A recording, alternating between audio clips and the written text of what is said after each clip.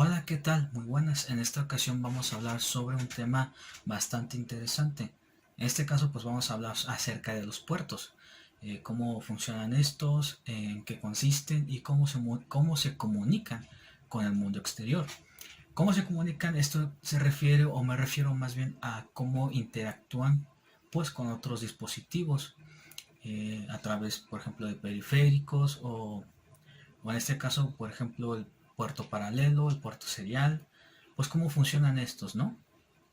Bueno, antes de empezar, vamos a partir por lo más básico.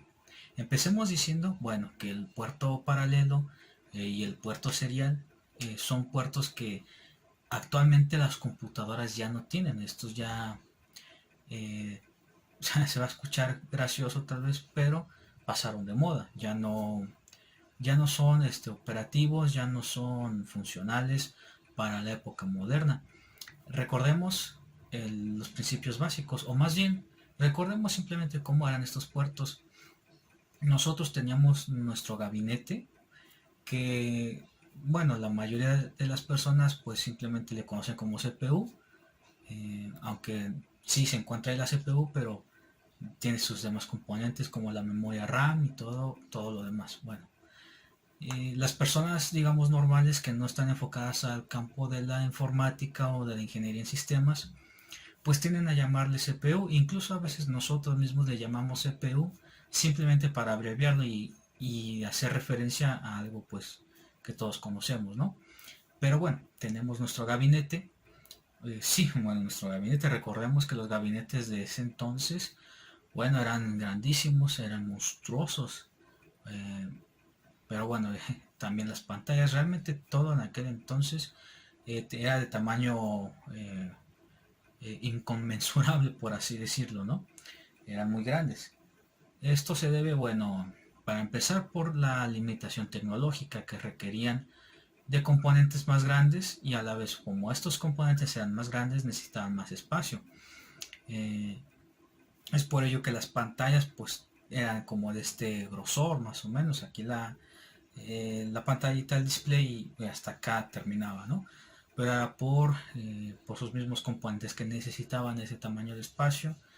Y bueno, ni que hablar de los CPUs que necesitaban una ventilación, porque bueno, recordemos que no eran tan potentes, la memoria RAM era también muy limitada y se calentaban muy rápido, muy fácilmente, y bueno, por ello tenían estas dimensiones, ¿no?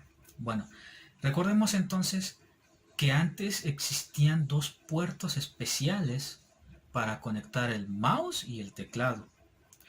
Estos puertos pues eran los puertos seriales, claro que cada uno estaba destinado para cada cosa. Recordemos, y recordemos quizás hasta con nostalgia, que si no mal me equivoco el verde era para el teclado y el rosa era para el mouse, si no mal recuerdo. Eh, no quiero sonar que soy muy joven, pero sí llegué a utilizar esas computadoras, claro que sí, pues en la primaria, todavía en la secundaria, pues en las salas de cómputo así estaban estas computadoras. Afortunadamente, pues todo ha ido evolucionando. En las escuelas pues ya han podido adquirir nuevo equipo de cómputo y pues básicamente estas computadoras, estos gabinetes pues ya no es que estén extintos porque todavía andan por ahí en circulación, porque todavía sirven. Claro, con la gran limitación de que algunas de estas, digamos, es computadoras para generalizar todos sus componentes, tienen la limitación, por ejemplo, que no pueden tener un Windows 10 instalado porque no lo soportan. Se han quedado con el Windows 7 o a lo mucho con el Windows XP. Y bueno, como ha estado evolucionando eso, también ha estado evolucionando pues los puertos. Y hago mucho énfasis en hablar sobre, digamos, esto, lo básico, para ir poco a poco uniendo piezas, uniendo conceptos y pues más que nada dando una idea, un concepto para que todo sea un poquito más entendible. Sobre todo porque este tema en particular es un poquito, es muy interesante, pero es un poquito complicado. Más adelante lo veremos. Ahorita, como pueden ver, no tengo ningún código preparado todavía. La idea, bueno, Un poquito más adelante lo explico. Primero continuemos con un poquito más de exposición y un poquito más de avance en la introducción. Bueno, entonces ahora las computadoras que tenemos hoy en día, por ejemplo, la mía es no es no la considero de gama alta, yo la considero de gama media. Sí es una HP ZBook con un Intel i5, o sea, es decente, es muy buena para trabajos universitarios, incluso para trabajos profesionales, es muy buena, es muy confiable, pero todavía está un poquito limitada. Y me refiero a ello porque, bueno, no me quejo, pero todavía viene con un puerto VGA en lugar de un puerto HDMI, lo cual no es ningún problema realmente.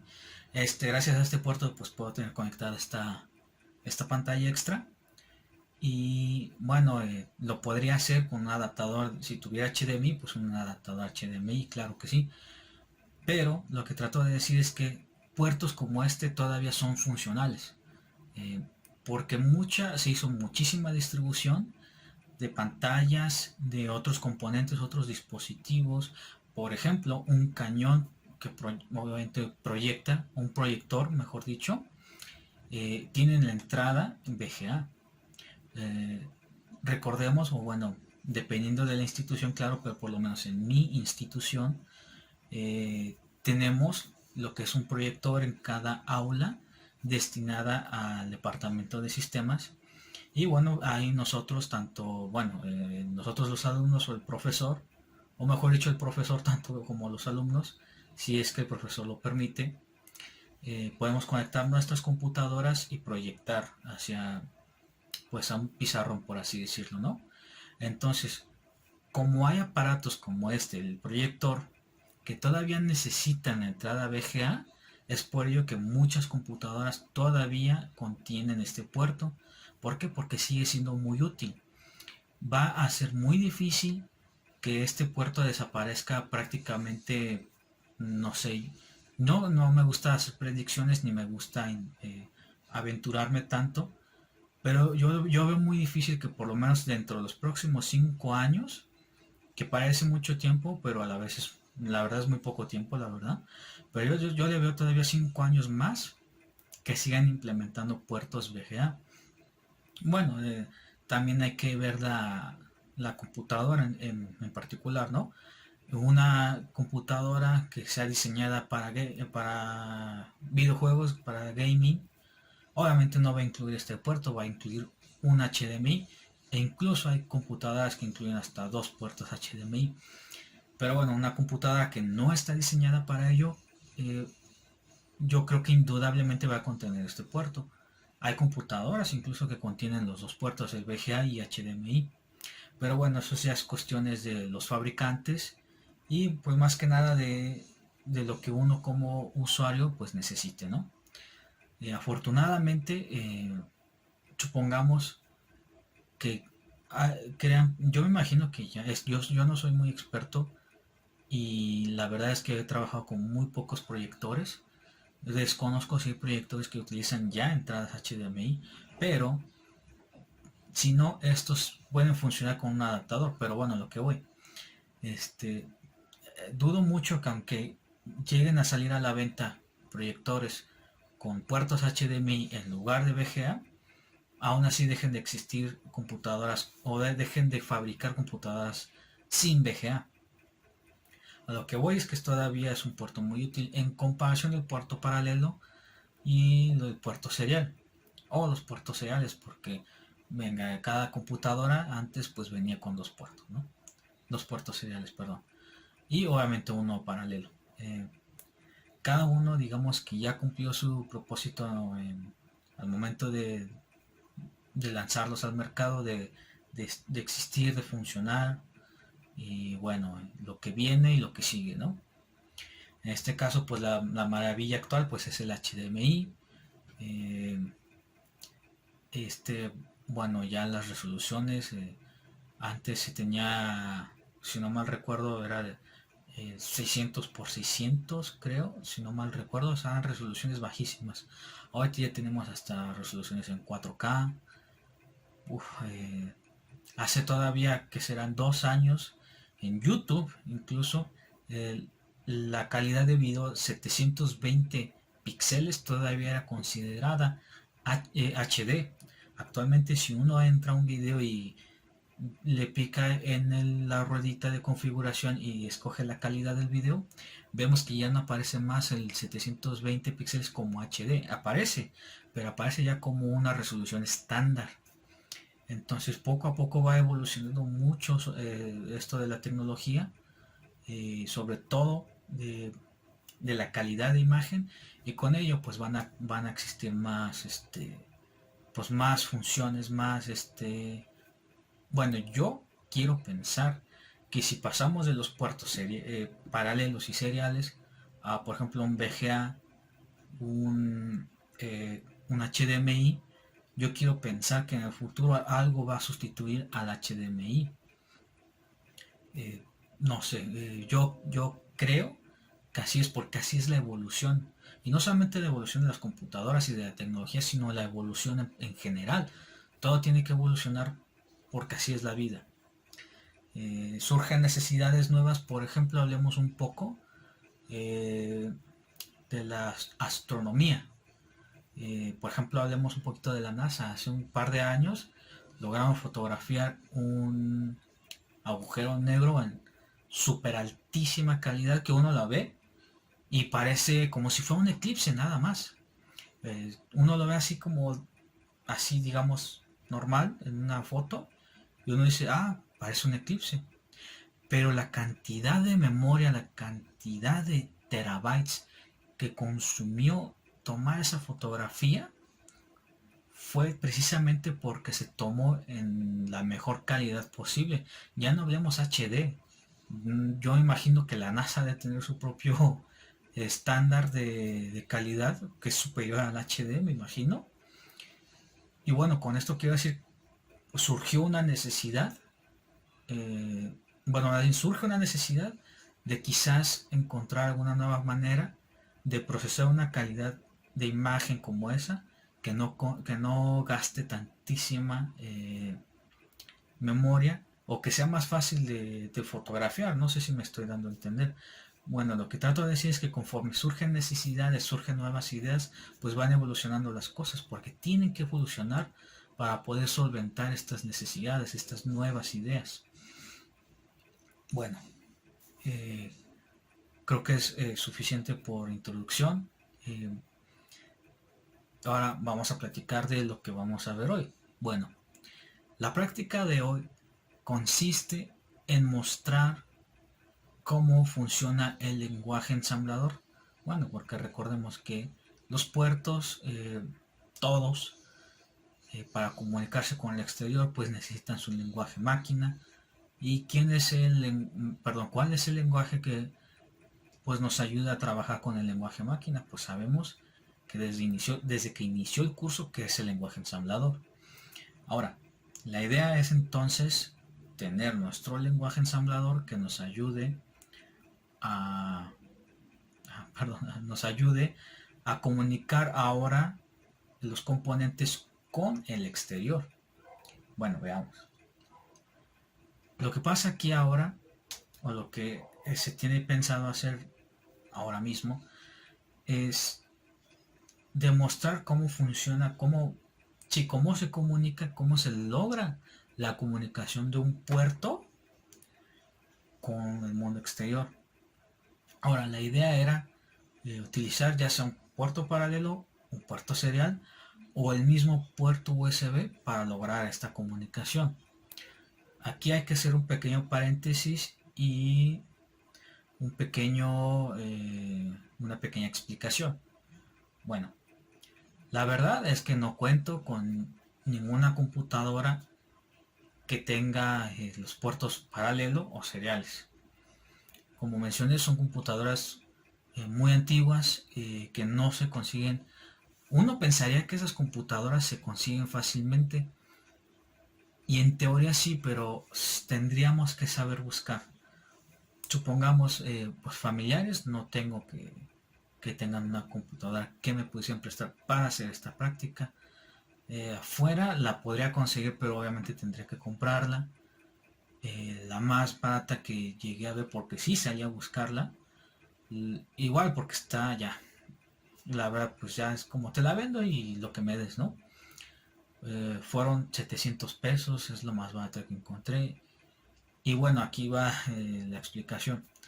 La idea era también utilizar un Arduino porque se pudiera comunicar desde el puerto USB a, en este caso, una protoboard. Aquí la explicación sería que un Arduino original, porque sabemos que hay imitaciones y bueno, recordemos muy bien el dicho que lo barato sale caro. Entonces yo llegué a experimentar una vez que no era un Arduino original, de hecho ni decía Arduino, ni tenía el símbolo del un infinito y no decía uno, ya ve que dice Arduino y dice uno. No tenía nada de eso, o sea, un Arduino pues pirata. Uh-huh. eh, Creo que estaba ya un poquito dañado porque no se veía en muy buenas condiciones, pero llegó a generar que cuando lo conectaron y querían también hacer encender un LED, perdón, queríamos hacer también encender un LED, tronaba nuestro LED. Afortunadamente no pasó nada a mayores, pero bueno, es lo que pasa cuando utilizas eh, pues componentes no originales, claro. Entonces, obviamente estos componentes, pues el precio, perdón, estos componentes no originales bajan en precio, pero no sirven realmente, ¿no? Entonces, si no me puedo costear un Arduino, menos, perdón, si no me puedo costear un Arduino original, menos me va a poder costear una computadora, aunque sea de esa, de tan barata que parece, pero bueno, un estudiante a veces no tiene las capacidades, ¿no? O los recursos, mejor dicho. Entonces estuve pensando qué podría hacer. Dije, bueno, puedo tratar de conseguir un Arduino que alguien me pudiera pues prestar un momento, ¿no? Aquí la cuestión es que me puse a pensar detenidamente y dije, no, el Arduino utiliza el lenguaje C++. Entonces me puse a pensar y dije, bueno, el lenguaje C++ puede asemejarse bastante al lenguaje ensamblador. De hecho, desde la interfaz de, desde el IDE dev, que se llama así dev, para programar el lenguaje C++, puedes tú convertir, no, perdón, no es cierto, no desde el lenguaje, desde la consola, no desde el IDE, desde la consola tú puedes convertir tu lenguaje C++ en lenguaje ensamblador. Pero aquí hay dos detalles. Una, necesitamos probarlo con base el microprocesador Intel 8086, 8088. Y esto nos lo convierte en un ensamblador, digamos, genérico, eh, perteneciente tal vez a mi sistema operativo, pero no al que yo necesito para esta práctica, el 8086. Entonces es aquí cuando pues uno empieza a pensar, a proponer, a solucionar. Y bueno, llegué yo a la conclusión de hacer lo siguiente. La primera, bueno, vamos a platicar un poquito antes de eso. Recordemos, o bueno, yo imagino que la cadena debe ser casi la misma en las universidades que se especialicen o que tengan la especialidad de ingeniería en sistemas. Primero, antes de llegar a esta materia, que se llama lenguajes de interfaz, o algunos que simplemente le llaman lenguaje ensamblador o introducción al lenguaje ensamblador, se tuvieron que haber tenido conocimientos previos en otras materias, pero dos en específico, y en este orden. Una, principios eléctricos y aplicaciones digitales. Aquí en esta materia aprendemos a ver cómo funcionan los circuitos, por ejemplo los PLCs o circuitos integrados, ¿por qué no nada más?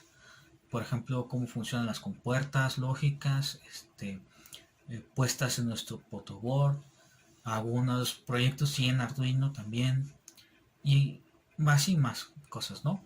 Lamentablemente por pues, la pandemia se suspendieron las clases y en línea pues lo tuvimos que realizar, pero se estuvieron se dejaron prácticas de todos modos y el profesor designado en ese entonces dio dos opciones. Dijo, bueno, los que puedan hacerlo físico, adelante, simplemente grábenlo, claro, y expliquen, claro, como debe de ser. O la otra, quienes no tengan los recursos o los materiales para hacerlo, utilicen un simulador. Entonces me quedé pensando, dije, bueno, ahora bueno, antes de seguir con eso, la siguiente materia sería arquitectura de computadoras. Como su nombre lo dice, está totalmente claro, es simplemente para entender los componentes de una computadora, cómo se estructura, y bueno, entender que hay diferentes arquitecturas y que cada una funciona pues conforme lo que el fabricante o el usuario quería lograr. Ahora, con todo esto quiero decir que se pueden utilizar otros programas para solventar nuestros problemas. En este caso, dije, bueno, lo peor que podemos hacer como programadores es casarnos con un solo software. No se debe de hacer eso, hay que barajear ideas, hay que probar y hay muchas opciones allá afuera. Por ejemplo, para programar Java, el famosísimo NetBeans, que sí es bueno y todo, pero si te pones a investigar, pues tienes Visual Studio, tienes de JetBrains, tienes el IntelliJ, tienes Atom, tienes muchos IDEs para trabajar en Java. Entonces, bueno, el error cometido en pocos años de mi vida como estudiante fue casarme con un software. Y cuando me di que los demás podían tener más potencia, serían más útiles, más amistosos, pues bueno, la vida cambió, ¿no?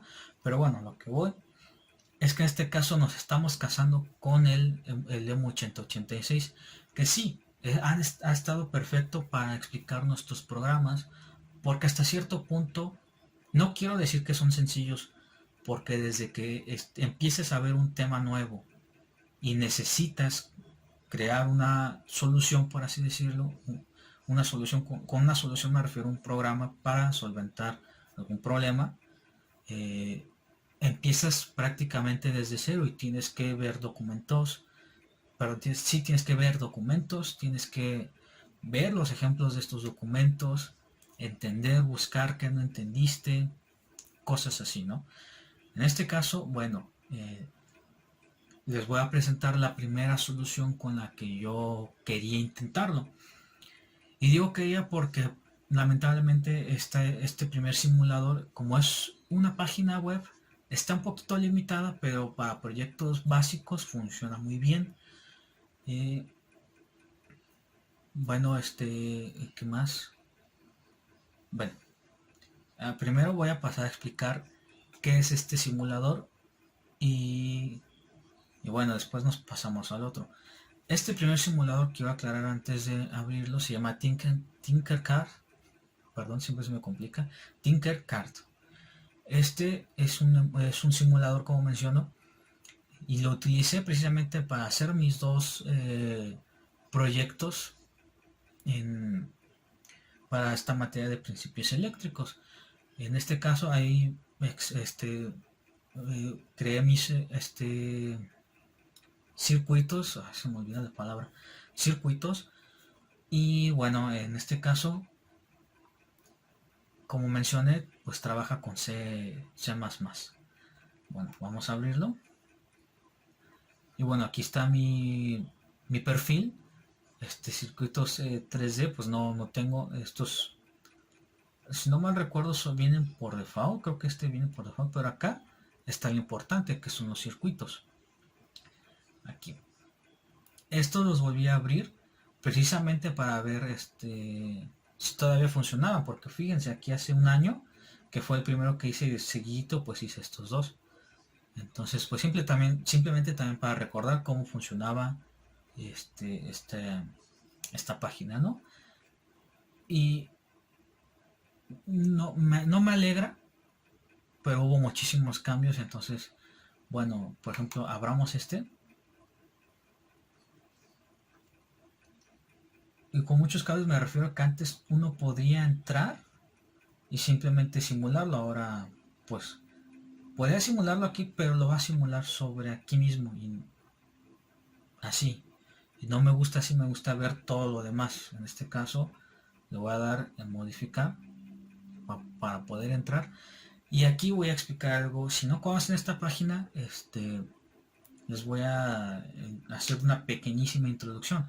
Aquí, como podemos ver, cuando obviamente hay que practicar, siempre hay que practicar. Cuando no sabes hacer algo y no tienes realmente expertos a tu lado o con quien guiarte, lo primero que debes hacer es practicar, así funcione o no. Entonces, en este caso podemos ver que tenemos aquí un deep switch, una compuerta lógica. Hay una pequeña disculpa, me indicó aquí que se alcanzó el límite de espacio de memoria, entonces tuve que borrar unas cosas. Bueno, ya estoy de vuelta. Como mencionaba, aquí pues tenemos nuestros componentes y tenemos nuestra fuente de alimentación. Tenemos aquí pues un conector y nuestra batería pues de 9 voltios, como podemos ver aquí. En este caso, a simple vista, quizás algún experto diría, bueno, diría sus opiniones, ¿no? Y diría qué va a pasar y lo predeciría, por así decirlo.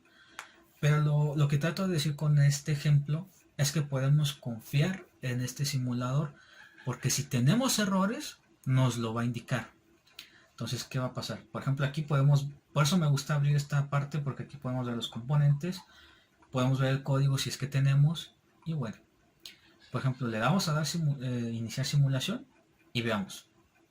Aquí esto quiere decir que tronó, que se quemó.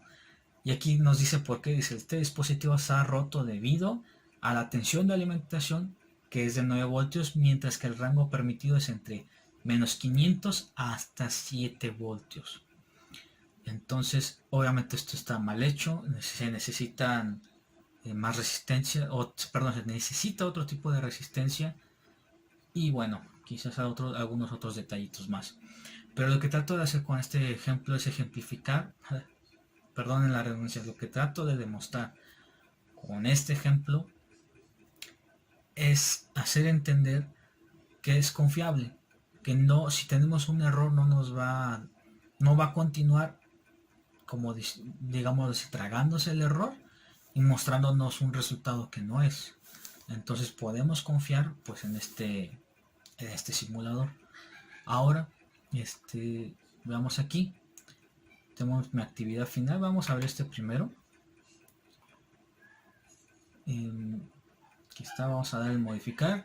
Recordemos que aquí nada más podemos darle el modificar para que nos abra todo. Si no, no. Esperamos que cargue tantito. Ahí está.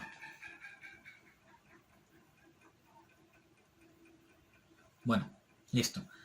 Antes de darle iniciar simulación, veamos.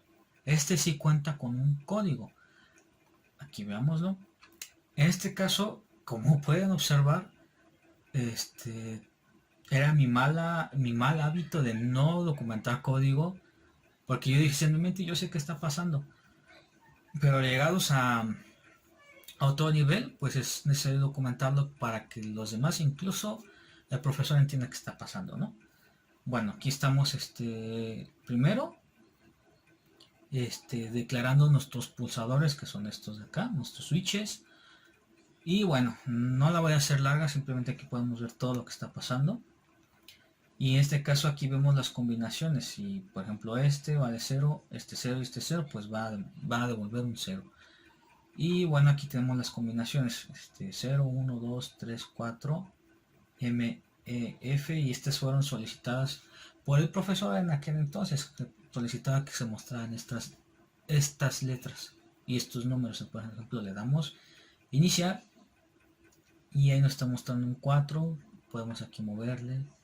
Ahora nos muestra el 0, que era lo primero que nos mostraba. Ahora nos muestra el 2, 3 y así sucesivamente. Entonces lo que trato de decir con esto es que sí se puede ejemplificar algo de la vida real aquí. Por ejemplo, aquí pues como podemos ver, este es nuestro Arduino y está todo lo que se necesita estar conectado. Y bueno, por último veamos el siguiente ejemplo. Simplemente ya para finalizar la ejemplificación de lo que está pasando aquí, ¿no? Bueno, no lo expliqué, no lo mencioné, pero por ejemplo aquí podemos ver que es pues lenguaje C++ en toda la extensión de la palabra. Entonces, bueno, aquí sí lo documenté. Creo que recibí un regaño, pero bueno, son mejoras que se dan a lo largo de los años. Entonces, este código lo que hace es ser aquí, bueno, tenemos primero nuestro LCD y es un detector de distancias, en este caso un sensor. Que nos va a indicar, como menciona ahí, que es un sensor de distancia. Con ondas nos va a indicar la distancia que está el objeto. En este caso pues podemos darle iniciar simulación y bueno, por default lo agarra ahí, pero por ejemplo ahí le está poniendo como si tuviera un objeto enfrente. Entonces lo podemos mover hasta acá, y aquí ya se salió del rango de lo que alcanza a abarcar pues el sensor. Y también pues aquí no es posible que lo detecte, estaría muy cerca. Entonces bueno, esto es simplemente para ejemplificar de cómo funciona este simulador. Ahora viene la parte más importante de este video. Como no me quiero alargar tanto, vamos a empezar de una vez. Vamos a utilizar el simulador Proteus. Este es muy famoso, pero algo distinto a la hora de utilizarlo, porque por ejemplo acá podemos ver que bueno, tenemos nuestro Arduino, que está exactamente igual como si estuviera en la vida real, también nuestro LCD y nuestro sensor. O sea, prácticamente como son las figuritas de la vida, bueno, en reales, por ejemplo. Iba a decir de la vida real, perdón. Bueno, entonces ahora en Proteus es un poquito más confuso, más así de cómo distingo qué pieza es cada pieza, ¿no? Pero bueno, no pasa nada, vamos a ver.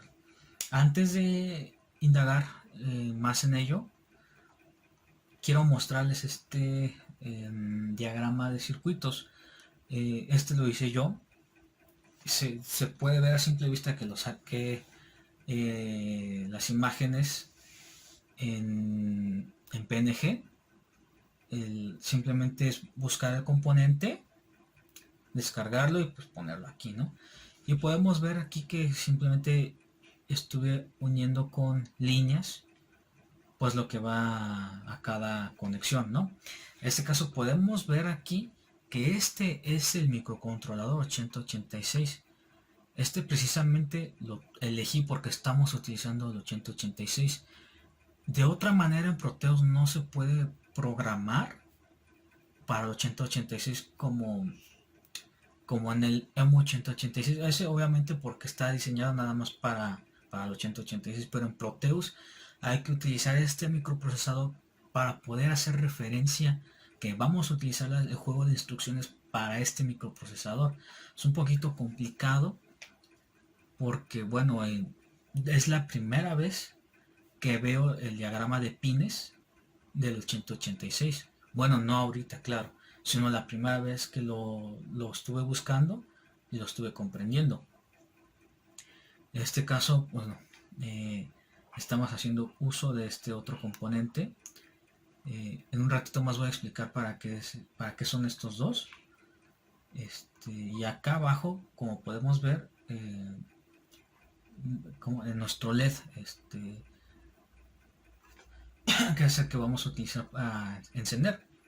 Bueno, pero antes de todo esto, ¿qué se tiene que hacer primero cuando se va a crear o a diseñar un circuito? Bueno, en este caso va a parecer mucho un tutorial, pero bueno, pues es lo que es. En este caso, pues abramos acá. Y aquí es simplemente buscar.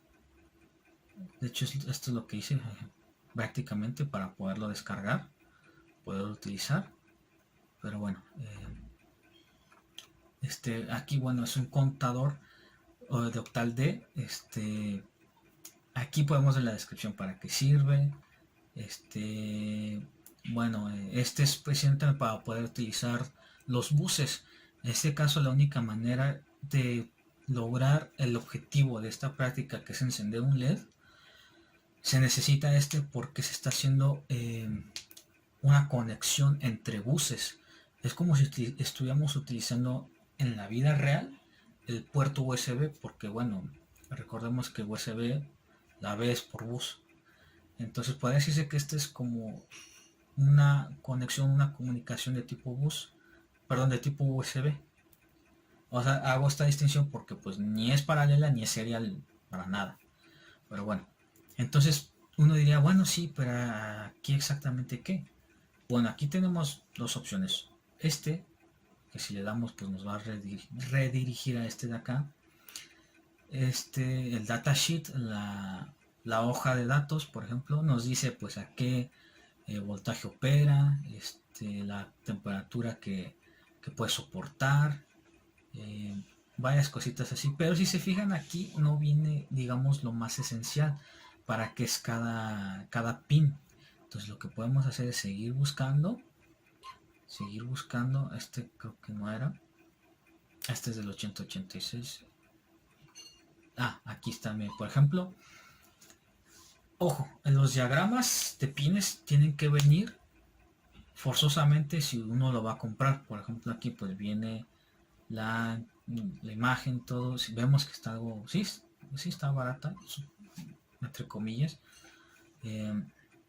Nos viene una pequeña descripción. Aquí nuevamente nos menciona que es controlador, puertos CSS, controladores de bus, bidireccionales y registros de trabajo. Pero bueno, ¿qué más? Vienen las especificaciones, aquí el número de bits con el que trabaja. Bueno, y aquí podemos ver el datasheet. El datasheet, si lo abrimos, nos va a redireccionar a esto.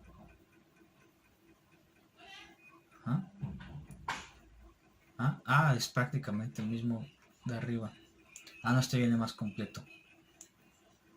Bueno, en este caso, pues en estos datasheets que nos muestran que podemos encontrar, algunos vienen más detallados que otros.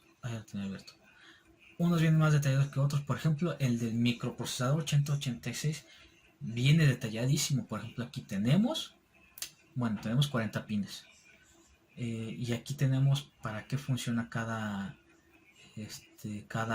pin. En este caso, por ejemplo, nosotros estamos haciendo uso del pin 33, que es de mínimo máximo. En este caso,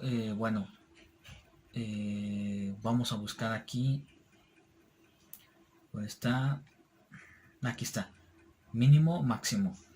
Es el pin 33. Y bueno, aquí nos dice que es la manera en la que opera el microprocesador. Si está utilizando máximo, la salida va a ser, la forma de operación va a ser mínima y viceversa. Y bueno, también aquí está, por ejemplo, el reset, el ready y varias cositas más. Y aquí viene algo también interesante. Veamos el QS0. No dice que cuando está en 1, pero el deseo, cuando está activado, en este caso conectado, pero el QS1 está desactivado, por así decirlo. Es vaciar la cola. Recordemos que QE es cola. Bueno, y aquí vienen más indicaciones, por ejemplo, para lectura, para escritura, lectura de memoria, escritura de memoria.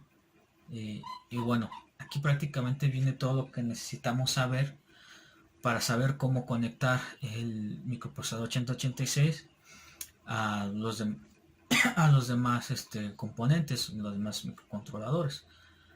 Bueno, continuemos. Aquí tenemos el 8255A, que nos ayuda también a utilizar buses que se conectan al databus o al bus de datos, perdón. Este caso, como mencioné, que es la única manera la única manera que yo pude lograrlo es con buses. Entonces, bueno, se necesitan utilizar en pocas palabras. Y bueno, para no hacerlo tan extenso, bueno, aquí tenemos lo que hace cada pin del 0 al 7 del bus que los buses de datos, perdón, pues hace esto, hace aquello y todo ello, ¿no? Y bueno, su diagrama de bloques y todo lo que necesitamos saber. Si lo pensamos así como se hicieron estos ejemplos de acá, precisamente para saber qué va conectado a cada pin, a cada pin, es lo mismo, simplemente saber interpretarlo y bueno, hacer las conexiones. Y bueno, esto es lo que se tendría que replicar ahora en Proteus. Bueno, como mencioné, no me quiero hacer el video larguísimo, porque no recuerdo cuánto tiempo llevaba en el anterior video antes de que se cortara, pero ahorita ya llevo 15 minutos. En este caso voy a mostrar lo más básico nada más. En este caso veamos, por ejemplo, para trabajar con Proteus se pueden implementar muchísimas cosas. Es impresionante este software porque contiene librerías magistrales, por así decirlo. Vamos a, por ejemplo, vamos a ponerle prueba. Donde quiero que me lo cree. De favor, o sea, que no tenga ningún, que empiece vacío, pues. Este tampoco lo queremos, así está bien. Y aquí está lo curioso y lo importante, sobre todo, si queremos trabajar con el 8086, tenemos que habilitar esta segunda opción. Y veamos que nos apareció aquí, nos apareció el 8051, perdón, el Intel 8051. Aquí obviamente no menciona que es el Intel, pero si hacemos clic, veamos, aquí aparece el 8086, aparece un Arduino y bueno, aparecen más cosas, aparece incluso el Pickaxe y el Raspberry. Bueno, nosotros no ocupamos pues ningún otro más que el 8086. Y bueno, aquí nos aparece su controlador, pues obviamente el único es el 8086.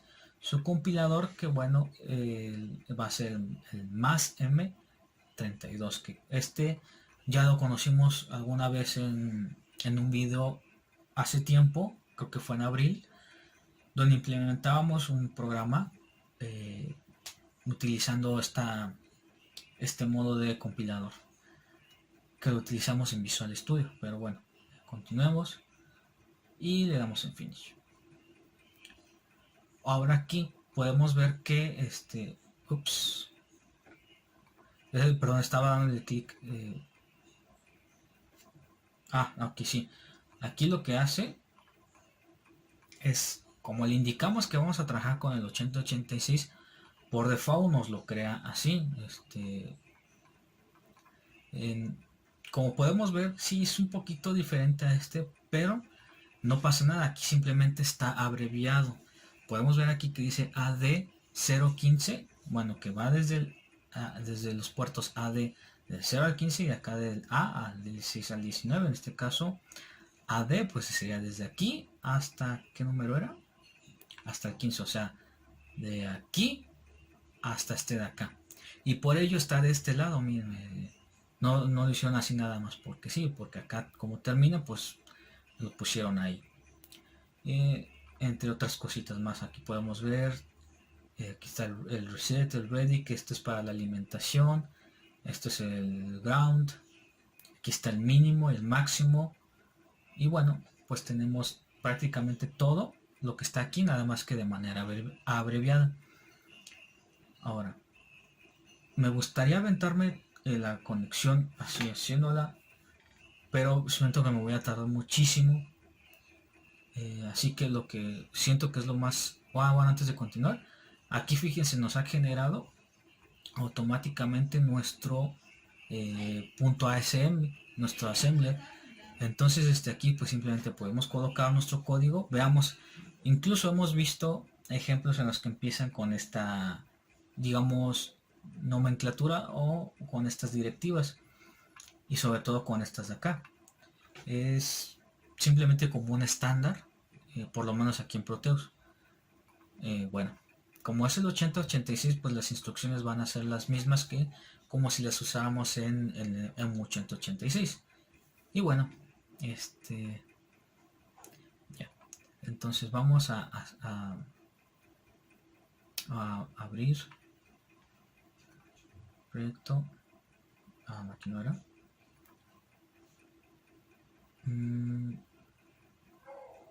¿Qué está pasando? Open, no. Aquí está. Documentos lo tengo en Proteus, aquí.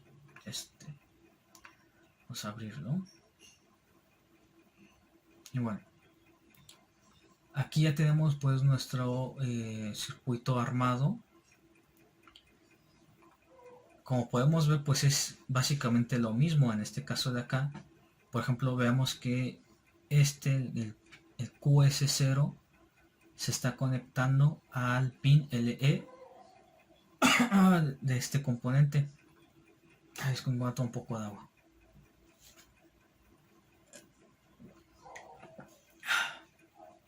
Lo siento. Bueno, que está conectado al pin LE. Igual aquí lo tenemos. El OE está conectado a ground, donde está, acá está arriba. Y bueno, básicamente esta conexión que se está haciendo aquí es para indicar que se está haciendo la comunicación vía buses y que va a operar pues, gracias a estos buses. Y bueno, podemos continuar. Las demás conexiones pertinentes también. Y acá tenemos pues nuestro código ensamblador. Bueno, aquí otra vez olvidé hacer los comentarios. Pero bueno, eso en este momento no es tan importante. En este caso recordemos que al hacer esta instrucción le estamos asignando el número del puerto al registro de datos para poder ingresar o poder acceder a este puerto. En este caso, pues bueno, ya lo tenemos aquí. Y la manera de trabajar aquí, bueno, hay dos formas. Por ejemplo, hay varios ejemplos en los que hacen, por ejemplo, que tienen aquí como 7 LEDs y que hacen prender cada uno en diferente tiempo y así. Y utilizan este código, o bueno, lo realizan en el M8086, lo convierten a un archivo binario y lo suben aquí. Por ejemplo, le dan clic derecho, editar propiedades, y lo suben aquí, lo seleccionan con Program File, con el cual va a correr, en el cual se va a ejecutar. En este caso, bueno, no es necesario hacerlo porque lo está tomando de aquí mismo y no es necesario convertirlo a código binario para cargarlo aquí porque ya está cargado. Y aquí hay que hacer una gran aclaración. Lo que se está haciendo aquí es cargar a la memoria del 8086 el código binario, el archivo binario. Pero esto en la vida real no es así. ¿Por qué? Porque el 8086 no tiene una memoria realmente. Entonces, digamos, ¿es un buen simulador? Claro que sí. Pero no se apega 100% a lo real. Entonces, bueno, los simuladores siempre van a tener sus detalles. Nada como en la vida real, en lo físico. Pero bueno, es una pequeña aclaración para pues no equivocarnos, no acometer ese error. Y no perder sobre todo el contexto. Lo remarco siempre porque hay que recordar en qué contexto estamos. Primero el 8086, lenguaje ensamblador 8086. No uno genérico, no otro, pues. No el 8081, no el 8085. Bueno, y con esto, bueno, quiero concluir. Tenemos nuestro código fuente. Lo que podemos hacer aquí, ¿dónde era? Sí. Primero, antes que correrlo, ya funciona. No. Primero hay que detectar si nuestro código no tenemos errores. Por ejemplo, le vamos a dar en Build Project. Bueno, aquí nos dice que ya está compilado, porque ya lo había hecho yo de prueba antes, claro. Y bueno, ya una vez cargado el archivo acá, pues bueno, simplemente hay que correrlo. Así le damos en debug y corremos la simulación. Nótese antes de inicializarlo cómo está, cómo se ve aquí. Y luego aquí como, bueno, es obvio que aquí el LED está apagado, pero bueno, veamos, corremos. Oh, bueno, no sé si vieron que prendió momentáneamente en amarillo, se puso en amarillo. Una disculpa, ¿eh? Bueno, a ver, corrámoslo nuevamente. Ok.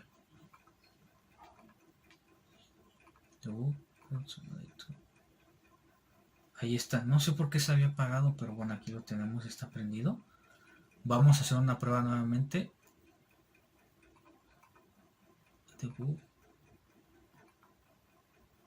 Listo. Bueno, no sé, a lo mejor se valga la redundancia, se bugueó y bueno, no quería prender. Pero bueno, aquí vemos que está prendido nuestro LED. Y bueno, esa era la intención de esta práctica, poder encender un LED, pues utilizando más que nada el lenguaje ensamblador.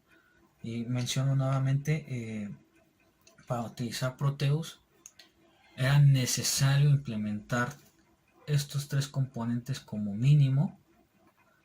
Porque está haciendo una conexión con un LED. O sea, tenía que generar una salida forzosamente. Pues para poder procesar los datos para que se genere esa salida, en pocas palabras. Y el 8086 pues precisamente donde va el código ensamblador.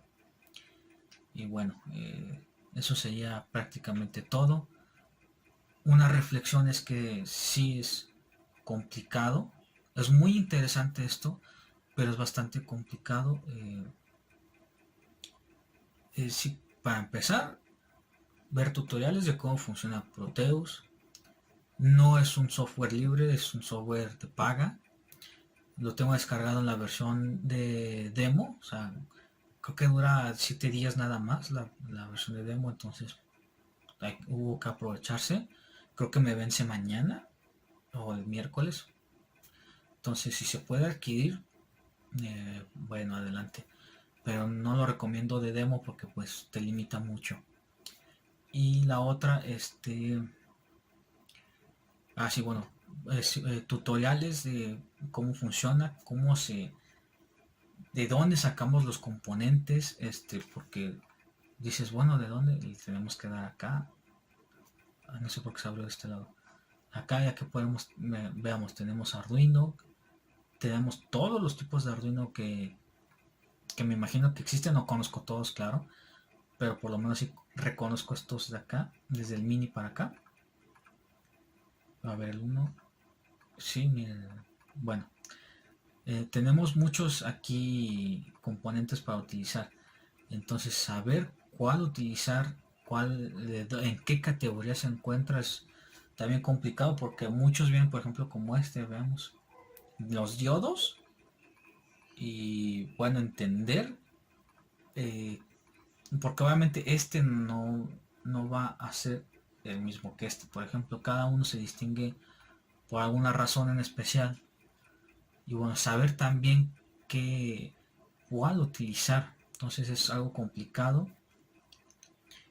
Y bueno, nada, es pues ir practicando poco a poco, se entienden las cosas. Me gustaría en el futuro seguir trabajando con este simulador, para ver qué tanto puedo yo aprender. Y bueno, qué otras cosas se pueden hacer, a otros proyectos, no tengo idea. Pero bueno, esa es la cuestión, ¿no? Pero bueno, me imagino que debe haber más simuladores allá afuera. Como mencioné el Tinkercad, me habría gustado utilizar ese porque me acomodé mucho, pero desafortunadamente no soporta el lenguaje ensamblador y menos el 8086. Y bueno, bueno, de mi parte sería todo. Espero haberlo explicado lo mejor posible. Una disculpa por el video tan largo, pero teníamos que abarcar muchísimas cosas, tanto de conceptos y definiciones como reflexiones como esta última que estoy dando. Y bueno, simplemente entenderlo, ¿no? Bueno, hasta la próxima. Cuídense mucho.